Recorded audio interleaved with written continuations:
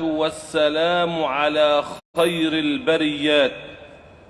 فشهر رمضان هو شهر القرآن، هو شهر الذكر، هو شهر الدعاء، هو شهر الانتصارات، هو شهر الكرامات، هو شهر الصلاة والسلام على سيد السادات.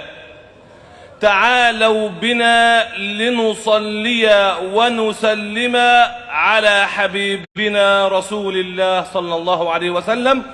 قولوا معي: صلى الله على محمد صلى الله عليه وسلم. صلى الله على محمد صلى الله عليه وسلم. صلى الله على محمد صلى الله